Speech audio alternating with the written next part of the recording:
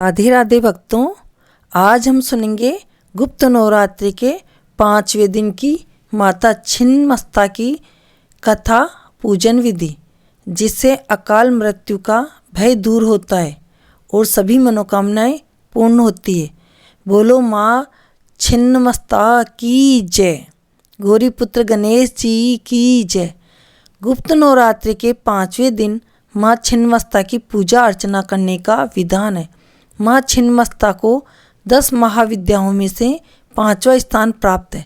पौराणिक मान्यताओं के अनुसार माँ छिन्नमस्ता मनुष्य की हर चिंता को दूर कर उनकी मनोकामनाओं को पूर्ण करती है। साथ ही इनकी पूजा करने से व्यक्ति के जीवन से अकाल मृत्यु का भय दूर हो जाता है। देवी छिन्नमस्ता को भगवती त्रिपुर सुंदरी का ही रौद्र रूप माना जाता है।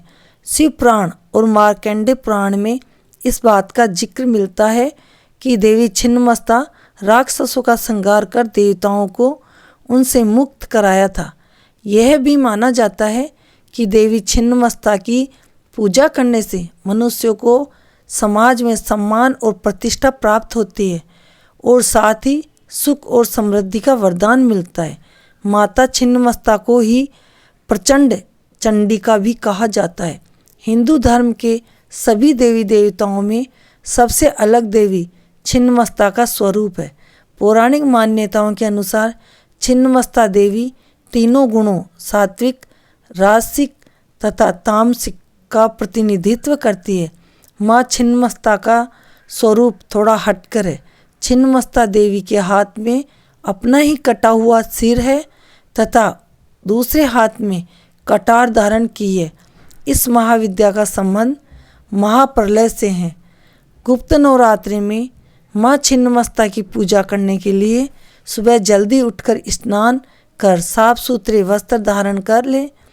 इसके बाद व्रत का संकल्प लेकर एक वेदी पर माँ छिन्नमस्ता की प्रतिमा का या तस्वीर स्थापित कर लें। इसके बाद देवी को गंगा जल, चरणामृत और साफ जल से स्नान कराने के बाद देवी को कुमकुम और सिंदूर का तिलक लगाएं। माँ छिन्नमस्ता को गुड़हल के फूल बहुत प्रिय हैं, इसलिए उन्हें गुड़हल के फूलों की माला जरूर अर्पित करें। इसके बाद लौंग, इलायची, पतासा, नारियल, मिठाई और फल का भोग लगाएं। पूजा का समापन आरती से करें। देवी के वैदिक मंत्रों का जाप और ध्यान करें। साथ ही पूजा के दौरान हुई गलतियों के लिए क्षमा मांगे। इस दिन कन्या पूजन का भी विधान है। मान्यता है कि माँ छिन्नमस्ता की सच्चे मन से पूजा करने वाले को जीवन में कभी भी अकाल मृत्यु का भय नहीं सताता। इसके अलावा माँ छिन्नमस्ता की पूजा से समृद्धि, स्थिरता और लंबे जीवन के साथ साथ और भी अनगिनत लाभ होते हैं। छिन्नमस्ता का मंत्र कुंडलिनी जागरण में महत्वपूर्ण भूमिका निभाता है। कुंडलिनी योग माँ के अभ्यास के दौरान मूलाधार चक्र के जागरण के लिए छिन्नमस्ता का मंत्र का जाप किया जाता है। झारखंड की राजधानी रांची से लगभग 80 किलोमीटर की दूरी पर माँ छिन्नमस्ता का मंदिर है। रजप्पा के भैरवी भेड़ा और दामोदर नदी के संगम पर स्थित माँ छिन्नमस्ता के मंदिर आस्था की धरोहर है। असम के कामाख्या मंदिर के बाद दुनिया के दूसरे सबसे बड़े शक्तिपीठ के रूप में विख्यात माँ छिन्नमस्ता या छिन्नमस्ती के मंदिर काफ़ी लोकप्रिय हैं। रजप्पा का यह सिद्धपीठ केवल एक मंदिर के लिए ही विख्यात नहीं है।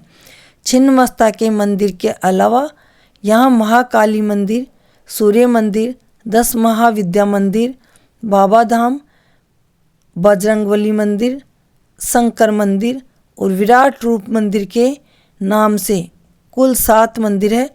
पश्चिम दिशा से दामोदर तथा दक्षिण दिशा से कल करती भैरवी नदी का दामोदर में मिलना मंदिर की खूबसूरती में 4 चांद लगाता है।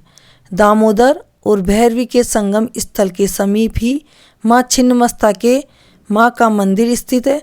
मंदिर की उत्तरी दीवार के साथ उसे एक शिलाखंड पर दक्षिण की ओर मुख किए माता छिन्नमस्ता के दिव्य रूप अंकित है। माँ छिन्नमस्ता की महिमा की कई कथाएं प्रचलित है। प्राचीन काल में छोटा नागपुर में रज नामक एक राजा राज करते थे। राजा की पत्नी का नाम रूपमा था। इन्हीं दोनों के नाम से इस स्थान का नाम रज रूपमा पड़ा, जो बाद में रजरप्पा हो गया। एक कथा के अनुसार एक बार पूर्णिमा की रात में शिकार की खोज में राजा दामोदर और भैरवी नदी के संगम स्थल पर पहुँचे। रात्रि विश्राम के दौरान राजा ने स्वप्न में लाल वस्त्र धारण किए तेज मुखमंडल वाली एक कन्या देखी। उसने राजा से कहा, हे राजन, इस आयु में संतान न होने से तेरा जीवन सूना लग रहा है। मेरी आज्ञा मानोगे तो रानी की गोद भर जाएगी। राजा की आंखें खुली तो वे इधर उधर भटकने लगे। इस बीच उसकी आंखें स्वप्न में दिखी कन्या से जा मिली। वह कन्या जल के भीतर से राजा के सामने प्रकट हुई। उसका रूप अलौकिक था। यह देख राजा भयभीत हो उठा। राजा को देख वह कन्या कहने लगी, हे राजन, मैं छिन्नमस्ती की देवी हूँ। कलयुग के मनुष्य मुझे नहीं जान सकते हैं, जबकि मैं इस वन में प्राचीन काल से गुप्त रूप से निवास कर रही हूँ। मैं तुम्हें वरदान देती हूँ कि आज से ठीक 9वें महीने तुम्हें पुत्र की प्राप्ति होगी। देवी बोली, हे राजन, मिलन स्थल के समीप तुम्हें मेरा एक मंदिर दिखाई देगा। इस मंदिर के अंदर शिलाखंड पर मेरी प्रतिमा अंकित दिखेगी।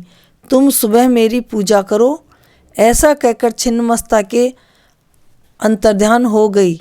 इसके बाद से ही यह पवित्र तीर्थ रजरप्पा के रूप में विख्यात हो गया। एक कन्या कथा के अनुसार एक बार भगवती अपनी सहेलियों जया और विजया के साथ मंदाकिनी नदी में स्नान करने गई। स्नान करने के बाद भूख से उनका शरीर काला पड़ गया। सहेलियों ने भी भोजन मांगा। देवी ने उनसे कुछ प्रतीक्षा करने को कहा।